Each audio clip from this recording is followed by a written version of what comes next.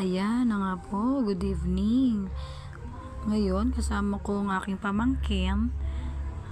Ayan, kita niyo naman, dila siya ng dila. Kasi siya ay pinapakanta ko dyan. Ngayon, nagpapakuyot siya dyan. Pabebe. Pinapakanta ko lagi siya nung kanyang kinakanta.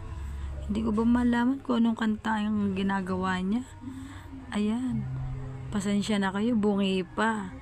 Bungal siya. Wala siyang ngipin. Diba? Nagpapakuyot siya. Wala kasi kami magawa na magtita. Kaya yan ang ginagawa namin. Ayan ang libangan ko. Ang aking pamangkin. My mini-me. Oh, diba? Pabebe. May pagtawa pa talaga siya, oh. Kita ang ngipin. Ang gilagid.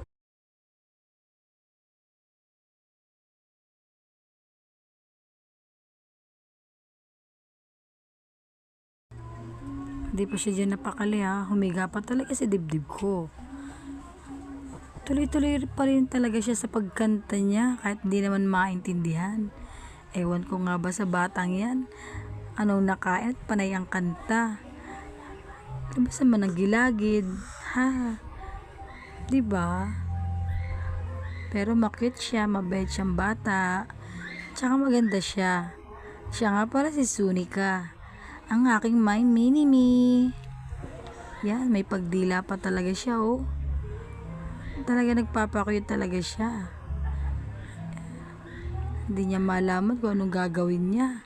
Panay pa ang dila, panay ang pakyut sa camera. Okay. Thank you po. Bye.